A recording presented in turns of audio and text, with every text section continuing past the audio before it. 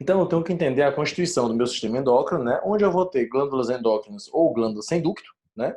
Então, são glândulas de secreção interna, ou seja, elas vão produzir e vão lançar isso ou na corrente sanguínea, né? Com produção interna, tá? Então, isso aqui é o objetivo quando a gente fala do meu sistema endócrino. Rafael, quando a gente fala de endocrinologia, ou seja, esses hormônios associados à homeostase interna do corpo, né? Eles vão ter várias funções. Seria quais eles? Quais deles, né? Beleza, beleza, Mariana, tá? Quais seriam os deles, né? Seriam a comunicação, controle, metabolismo, integração das mais diversas estruturas do corpo, tá?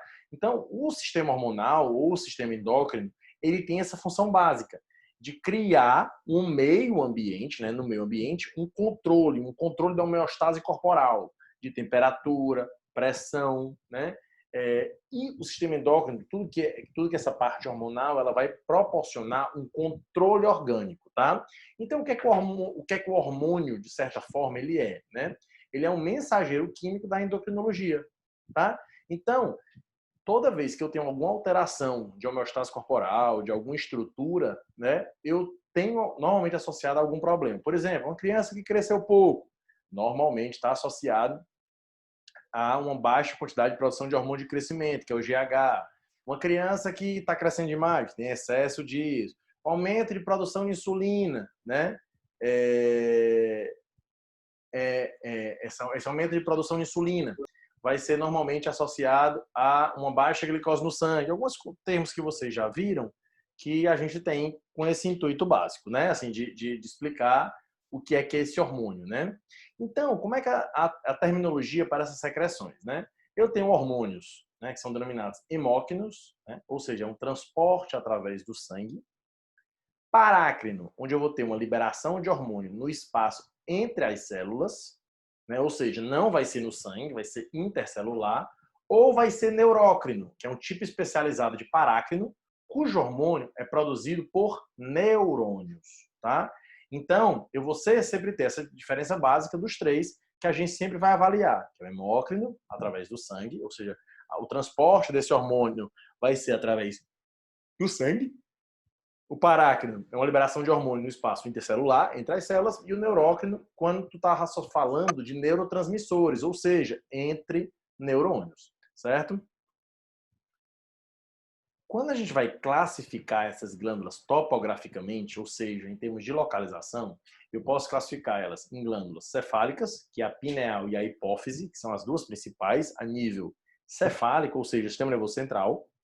Eu tenho glândulas cervicais, que é a tireoide ou a paratireoide, que eu vou falar das duas, vou mostrar alguns casos para vocês clínicos, que a gente começa a imaginar, professor, para que eu preciso saber da glândula paratireoide? Porque tem um tumorzinho na mandíbula que aparece de vez em quando em alguns pacientes, que o responsável pela formação do tumor é essa glândula que está lá na paratireoide. Essa glândula que está, né, nessa posição cervical, tá? E eu tenho um tumor que está na região cérvico-torácica, que é o timo, tá? Então, como é que é a classificação topográfica das glândulas também, né? Então, eu falei, ó, da cefálica, falei da cervical e falei da cérvico-torácica, tá?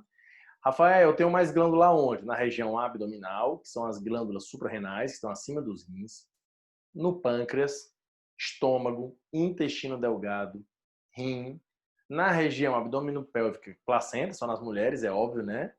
Pélvica, ovário e as glândulas escrotais, que são os testículos, tá? Então, a gente coloca até em prova, às vezes tem glândula só que só está presente nos homens, verdade. Nas mulheres, verdade, tá? Então, você sempre vai saber que vai ter esse tipo de produção hormonal que não está associado, né? Mas, por exemplo, se a gente imaginar aqui, ó, será que mulher produz testosterona? Produz, sendo que é em bem menor quantidade, tá? Certo? Então, algumas coisas que a gente acaba relatando, né?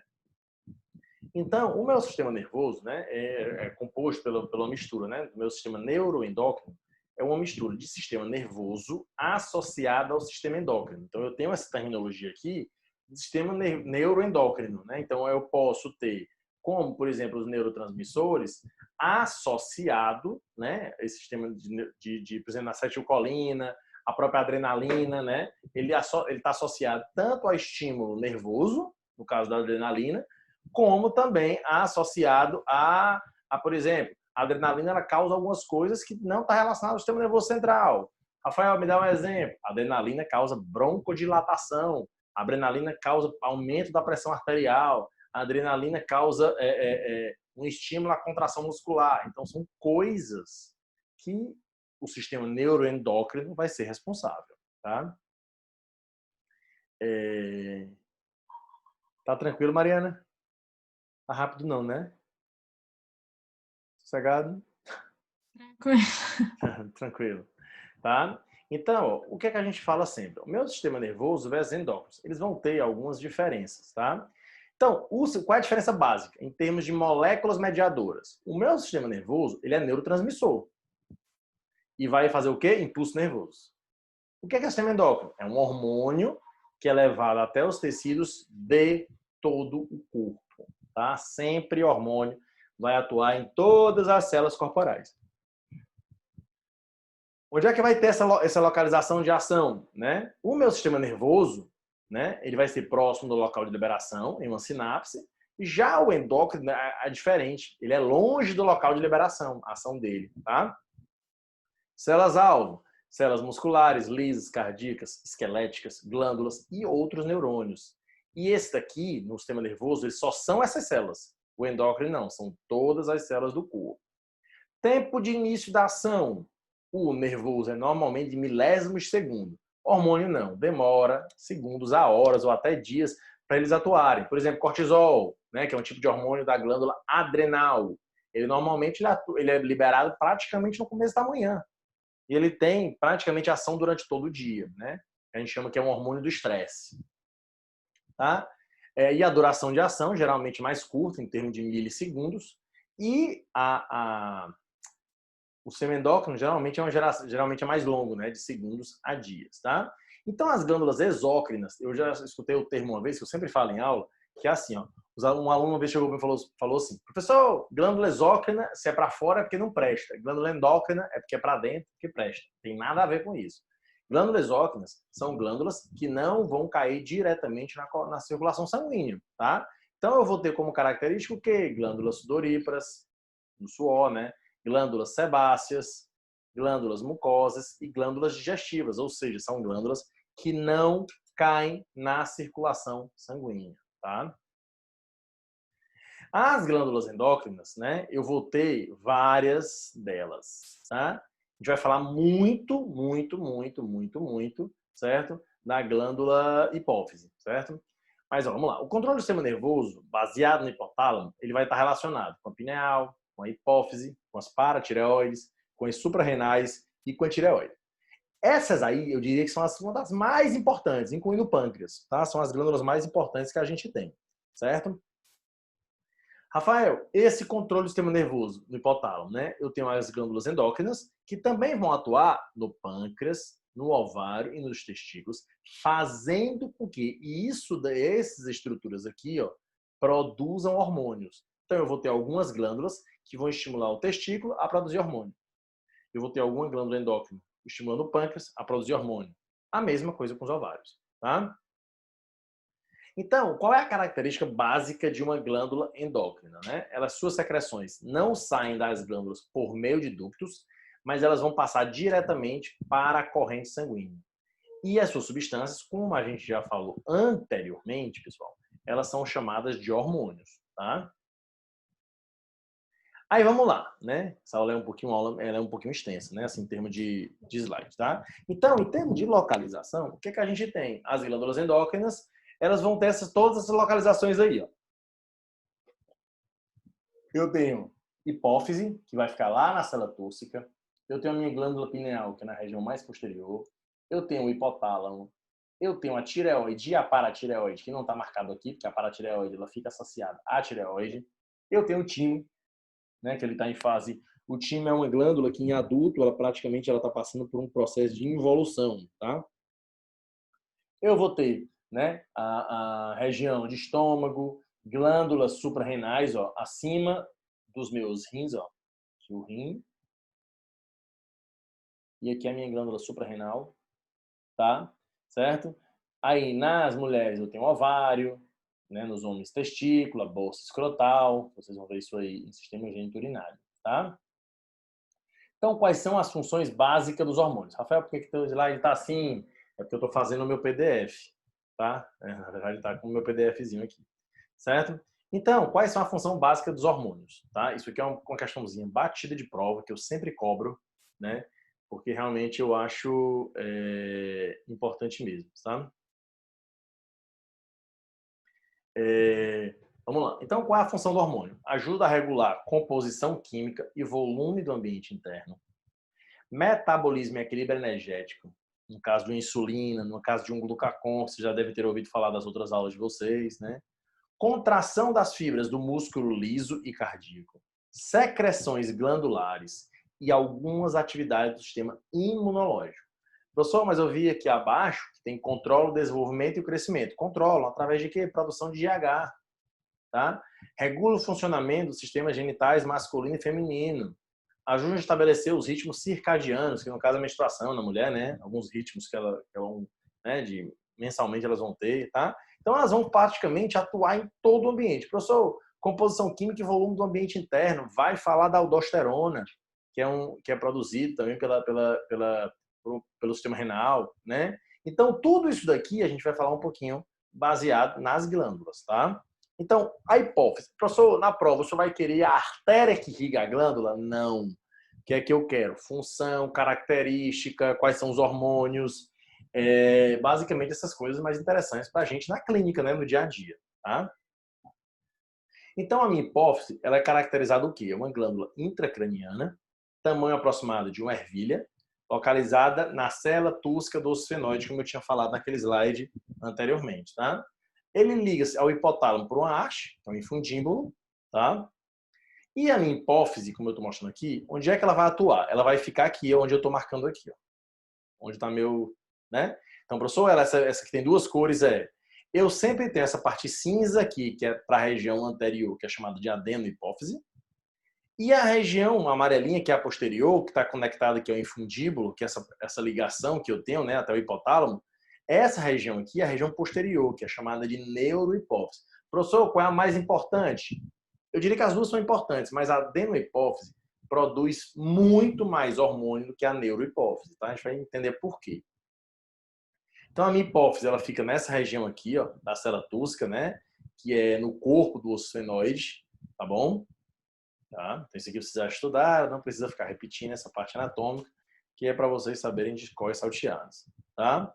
Então, eu vou ter aqui a hipófise nessa região conectada ao infundíbulo. Lembrar sempre, região anterior adenohipófise, região posterior neurohipófise, tá? Aí, como a gente já tinha falado, adenohipófise, meu paciente aqui está ao contrário, está para lá, né? Então, a adenohipófise ela é mais para a região anterior, né? Aqui eu tenho a minha neurohipófise, tá? Aqui associado, tá? Eu vou ter a região de infundíbulo, que é essa conexãozinha que eu tenho aqui entre essa região e o hipotálamo. Ou anteriormente, eu vou ter a região de quiasma óptico, tá? Então, lembrar sempre, que eu já cobrei em prova, o quiasma óptico fica para a região anterior, igual a adenohipófise? Sim. O infundíbulo fica na região posterior, igual a neurohipófise? Sim. Tá? Então, essas coisinhas vocês têm que botar na cabeça de vocês, né? Que o quiasma é igual a adeno e o infundíbulo é igual ao neurohipófise, certo? A minha hipófise, né, como eu estou falando para vocês em termos de característica, ela é um infundíbulo, né, atravessa uma pequena abertura no diafragma da célula, né, uma duramata, que vocês sabem o que é, né, que forma o teto da célula túrcica, tá? Então, na regiãozinha do teto, eu tenho, ó, isso aqui é a célula túrcica, ó, né, que é no corpo do esfenoide. Então, o infundíbulo ele vai formar o teto, né, ele praticamente, ele não é só esse pequenininho, ele é maior, certo? E a hipófise é revestida pela dura mater, óbvio que o infundíbulo está aqui, isso aqui tudinho vai ser o quê? Revestido por dura mater, tá? Então isso aqui é revestido por dura mater, né? Óbvio que isso aqui vai ser revestido por dura mater. A hipófise é revestida pela dura mater e não pela aracnoide ou pela pia mater, né? Que são as outras faces da membrana. A minha hipófise, ela é dividida em quê? Em adenohipófise e neurohipófise, certo? Como eu já falei, a adenohipófise mais para a região anterior e a neuro mais para a posterior. A neurohipófise está ligada diretamente ao hipotálamo, como eu já falei, por meio do infundíbulo. Tá? Então, tem relações anatômicas, quiasma óptico, artéria carótida interna e outras estruturas do seio cavernoso. Clínica, tumores. O que eu estou querendo dizer com isso? Tem alguns pacientes que chegam, né, apresentam tumores na cabeça, próximos à região da célula túrcica, né? E aí, muitas vezes, quando o cara tem um tumor nessa região, acontece disso afetar o quiasma óptico. E o paciente tem algumas alterações desse núcleo supraóptico. O que é que vai acontecer? O paciente pode ter alteração visual, certo?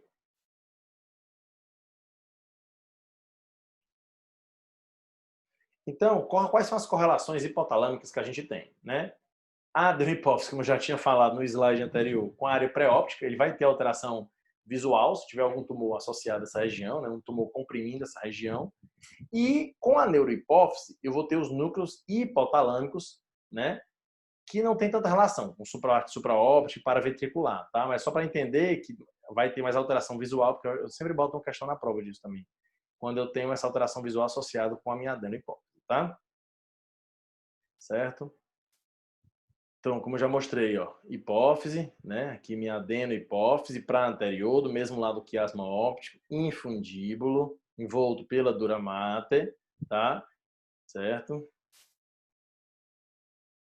Né? Como eu já falei, ó, minha adenohipófise, neurohipófise, região de infundíbulo, né? Região fundibular, tá bom? São umas figurinhas só. Eu vou mandar esses slides para vocês, o PDF, tá? Né? Então, a hipófise, eu vou ter o quê, né? Não cobro isso na prova de vocês, não cobro na prova. Que é o quê? Quais são as artérias que irriga tal coisa? Não vou cobrar isso, tá? Questão vocês acabam esquecendo na mesma hora que aprenderam, né? Então, não é meu objetivo não, isso aí, tá? Então,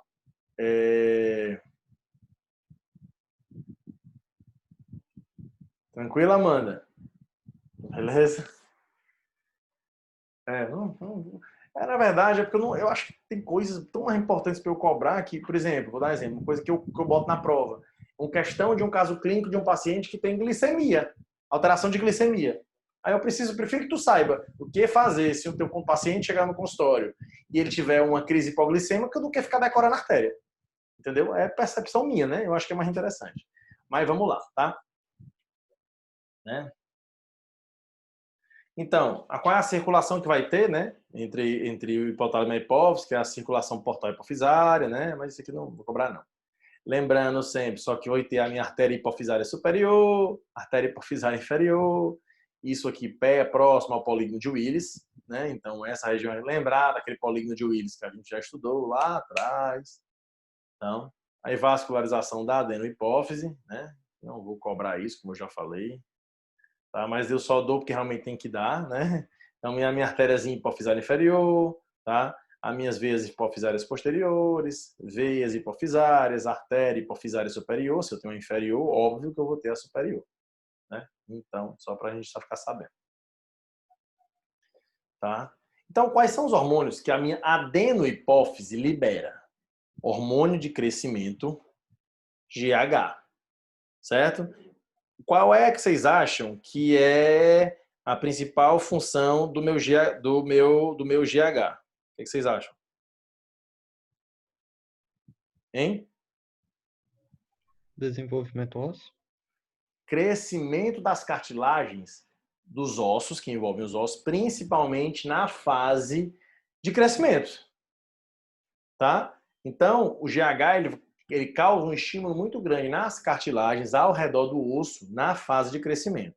Já o TSH, né, ele é um hormônio tiroestimulante, que ele é produzido pela hipófise e tem como finalidade o quê, pessoal? Estimular a tireoide a produzir os hormônios T3 e T4. Né? Então, por exemplo, o TSH estimula, de novo, ele estimula, né, produzido pela hipófise, tem como finalidade estimular a tireoide a produzir os hormônios T3 e T4. Quando, por exemplo, em alguns casos, os valores de TSH se encontram muito aumentados no sangue, significa que a concentração de T3 e T4 está baixa no sangue. tá? Então, a gente vai ver. Vai, Rayane. Se tiver tumor na hipófise, também vai afetar a liberação e produção hormonal. Sempre vai afetar, tá?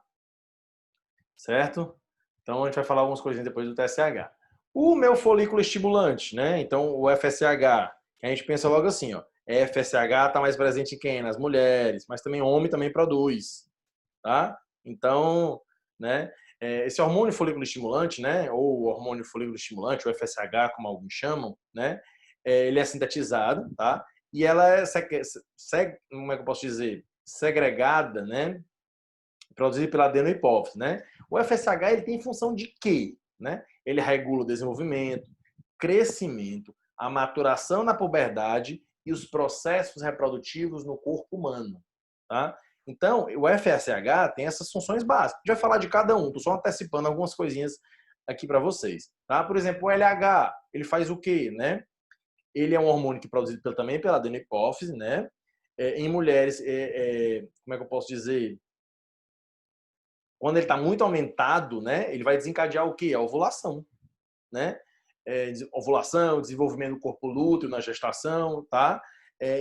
Uma coisa importante do LH, que ele também, pessoal, coordena a secreção de progesterona na mulher. Então tu imagina, né? Ele produz, ele estimula, né, na verdade, a ovulação, ainda estimula a produção de progesterona, tá? Então, prolactina, outro hormônio que é super importante, né? A prolactina ela vai ser o quê? Né? Então, por exemplo, uma coisa engraçada, que eu não sabia até depois de ser pai, né? Mas, por exemplo, a prolactina, ela normalmente, quando ela está muito alta na mulher, ela pode inibir uma gravidez, né? Por alteração que muitas vezes causa uma... Na verdade, assim, quando a mulher está amamentando, raramente ela engravida de novo. A gente sabe de casos né, que a mulher pode engravidar, mas ela diminui essa propensão a mulher engravidar. Tá? Peraí, tem alguma pergunta aqui. Certo? Então, e outros hormônios como o ACTH, que eu vou falar também, o melanócico estimulante, a gente vai falar um pouquinho desses outros hormônios, tá? Então, aqui a adenopófise, como eu mostrei para vocês, eu vou ter aqui o meu TSH, a minha prolactina, né, na glândula mamária, o ACTH, que vai atuar lá no córtex da suprarrenal, o FSH-LH, que atua no ovário e no testículo, esses dois têm homem e mulher, hormônio de crescimento na cartilagem do osso, né? O MSH, que é o melanócito estimulante, tá? Então, vai atuar em todas as porções. Quais são os hormônios que são liberados? Peraí, que fizeram outra pergunta aqui. Isso, Daiane. A prolactina, quando está muito alto, normalmente ela impede a mulher de ovular, né? Certo? Então, a gente tem outros hormônios que são muito importantes, né? Como, por exemplo, a ocitocina, né? Que é um hormônio produzido pelo hipotálamo, né? No caso, né? E armazenado na hipófise posterior, ou seja, na neurohipófise, tá? Ele é liberado pela neurohipófise, mas ele é produzido por quem? Pelo hipotálamo, tá? Né? Tendo qual é a função básica? Promover as contrações musculares uterinas, reduzir o sangramento durante o parto, estimular a libertação ou liberação do leite materno, tá? Que é engraçado que ele é o hormônio que a gente fala que é o hormônio da empatia. Pessoas que estão com ocitocina alta normalmente desenvolvem um apego, empatia entre as pessoas, tá? Então né, tem essa história em relação a ocitocina, tá? E o outro hormônio que eu vou falar só um pouquinho por cima agora, que eu vou falar mais à frente, né? É o ADH ou a vasopressina também, que ele é considerado um hormônio antidiurético, antidiurese, ou seja, ele, na verdade, ele diminui tua diurese, ou seja, tu diminui o xixi, né? Isso mesmo, Rayane. Quando está baixo, faz a mulher de depressão pós-parto. Tá? Na verdade, isso também tem fator psicológico associado, né? Óbvio, mas se você for saber, o número de mulheres que têm depressão pós-parto é absurdo, né? É porque as mulheres normalmente não falam, certo? Mas, né, elas vão ter essa depressão pós-parto. Então o ADH, voltando lá ao que a gente estava falando, eu sei que eu estou falando demais hoje, né? Mas enfim, é porque essa aula também é um pouquinho teórica, mas a gente vai falar de cada um entre eles, né? né? O hormônio antidiurético, né? Também o chamado ADH, ele é produzido pela glândula pelo hipotálamo, né? E secretado pela neurohipófise. Ele atua sobre quem, Rafael? Sobre os rins. Fazendo o quê, Rafael? Aumentando a retenção de água pelo corpo e a concentração de íons, consequentemente elevando pressão arterial. Tá? Nossa aula vai acabar daqui a 9 minutos, eu volto de novo no outro slide, certo, galera? Beleza? Então, a ADH é o hormônio antidiurético, né? Aí, ó, na neurohipófise, que a gente já tinha mostrado aqui, vai produzir esses dois hormônios. Quais são? Ocitocina e hormônio antidiurético, tá? A gente já viu aqui, ó, essa fotozinha bem legal, né? Que no caso, neurohipófise produz ocitocina, ADH, parte anterior produz o hormônio, né, tiroestimulante, o TSH, o LH, o FSH, né, o folículo estimulante, o GH, que é o hormônio de crescimento, o ACTH, que é o hormônio adrenocorticotrófico, e a minha prolactina, tá? Né? Então, aqui é falando da parte mais anatômica, certo? Né? Que é a minha hipófise, ela vai ter as veias hipofisárias laterais inferiores, que vão drenar para seio cavernoso, intracavernoso, né? Poucos vasos estabelecem conexão da drenagem venosa da adenohipófise com as veias da circulação sistêmica, né? E tem algumas artérias que a gente nem conhece isso direito ainda, tá? Vamos falar um pouco. Então, eu já expliquei para vocês o que é que eu quero da prova, o que é a adenohipófise e o que é que a neurohipófise produz, né? Então, eu vou passar agora para outra glândula, que essa tem uma importância muito grande para a gente, né? Que é a minha glândula o quê? Tireoide, né? É uma glândula que tem estrutura na forma de H, localizada em ambos os lados da laringe da traqueia, tá? Formada por dois lóbulos, unidos pelo istmo, que é essa partezinha central aqui, ó, que cruza o segundo, terceiro e anel traqueal. Tá? Então, vai ser aqui em relação ao segundo, terceiro e quarto anel traqueal. Tá? Aí, vamos lá. Quais são os principais hormônios, né, que ela vai produzir? O hipotálamo produz o hormônio liberador do TSH, certo? Que na hipófise, na adenohipófise, produz o TSH, que estimula a tireoide a produzir o quê? Tiroxina e triodotironina, que é T3 e T4. Certo? Então a sequência é basicamente essa. Se isso aqui está muito alto, 3T4, eu não preciso mais de produção disso aqui, ó. Então ela faz o quê? Ela avisa no caso do hipotálamo, a diminuir a produção de hormônio liberador do TSH. Se isso aqui diminui a produção na hipófise, diminui a produção do TSH, que diminui a produção da tireoide, que diminui a produção de tiroxina e triodotironina. Rafael, quais são esses dois hormônios de suma importância? O T3 e o T4, né? Então, são dois hormônios para a gente super importantes, tá? Por quê? Porque eles são produzidos por quem? Pela tireoide, né? Então, eles têm uma função muito básica, né? Que ele aumenta o metabolismo, ou seja, eles vão regular o seu metabolismo, que é a maneira como o seu corpo usa e vai armazenar energia, né? A função da tireoide é controlada por quem, pessoal? Pela glândula hipófise. O que eu estou falando? Da hipófise, tá? Beleza, galera? Então, esses hormônios aqui, T3 e T4, têm um controle muito grande em cima do metabolismo, tá? Como eu já falei, o meu hormônio produzido pela tireoide vai ser o T3, triodotironina, a T4 e a calcitonina. O que é que a calcitonina faz? Tá? A calcitonina, ela simplesmente, pessoal, ela vai diminuir, tá, a quantidade de cálcio no sangue, certo? E vai aumentar a quantidade de cálcio no osso, tá? Então, ela é um hormôniozinho proteico, né? Que é produzido pelas células C da tireoide, né? Conhecida como células parafoliculares, são as células que eu vou ter aqui específicas que vão produzir calcitonina, tá?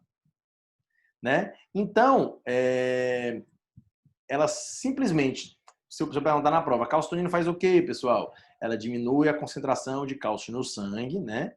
Diminui a absorção de cálcio pelo intestino, né? E ela impede a atividade dos osteoclastos. O que é que o osteoclasto faz? Reabsorve osso e joga cálcio no sangue. A calcitonina ela atua nos 3 níveis, né? De novo, a função da calcitonina, diminuir a concentração de cálcio no sangue, diminuir a absorção de cálcio pelo intestino e impedir a atividade dos osteoclastos, tá? Se eu tenho deficiência de calcitonina, Ariana, normalmente vai estar associado ao problema inverso, né? Então, se eu tenho deficiência de calcitonina, vai ter um hormônio que vai contrabalancear a calcitonina, que é o paratormônio. Se tem um hormônio que tira cálcio do sangue e joga para o osso, tem um hormônio que tira cálcio do osso e joga para o sangue. Então, se o teu corpo começa a diminuir a produção de calcitonina, ele tende, para equilibrar isso, a diminuir a produção de paratormônio. Tá? Então, é uma coisa que, se for uma deficiência abrupta, parou de produzir calcitonina, então vai aumentar a quantidade de cálcio no sangue. Tá? Beleza? Então, tem essa regulação aqui em relação ao TSH, né, que normalmente eu sempre gosto que os alunos leiam isso aqui em aula, quando eu vou dar a minha aula, que é o quê? Né? A regulação do eixo hipotálamo-hipófise, tá? Que é o quê? Né? O TRH, a tireotropina, ele é secretado pelo hipotálamo e através do sistema porta-hipofisário chega à adenopófise, onde ele se liga ao receptor de membrana. Aí produz o quê? TSH. Que através da corrente sanguínea chegará à glândula tireoide, onde ele se liga a receptores de membrana, estimulando a secreção de quem? Da triodotironina, né? E do T4, que são aqueles que vão regular meu metabolismo. Estes, por sua vez, vão até as células-alvos, onde se ligam receptores no núcleo celular, que aí, como eu já falei anteriormente, vai estimular o metabolismo. T3, pessoal, principal molécula de feedback. E toda vez que está em excesso, T3, T4, lembra que eu falei aqui, ó, aumentou T3, T4, inibe. Então, se tem um excesso, diminui a produção do TSH, o que por sua vez vai diminuir a secreção do T3 e T4, tá? Então a gente tem que entender que a maior parte do T3 provém do T4, que perde uma molécula de iodo, né? Então a diferença entre T3 e T4 é uma molécula de iodo. Tá? Então, quando chegarem no sangue, 99% de T3 e T4 se combinam imediatamente a várias proteínas plasmáticas, né? Sendo a globulina e a albumina as principais delas. Tá? Aqui é mostrar um casinho que eu publiquei faz tempo, sabe? Granuloma central de células gigantes, que é um casinho de um paciente que tinha um tumor em maxila. É um tipo de célula osteoclástica, tá? Que vocês estão vendo o tamanho do tumor. Eu operei, na verdade, esse menino foi operado, ele está sendo acompanhado até hoje, lá de Recife. Tá? Deixa eu falar desse caso para vocês. Eu vou encerrar a aula aqui e vou fazer outra reunião, porque faltam menos de 2 minutos. Tá? Então, vou só encerrar aqui e a gente já volta. Beleza? Porque senão eu queria falar desse casinho para vocês. Deixa eu encerrar aqui.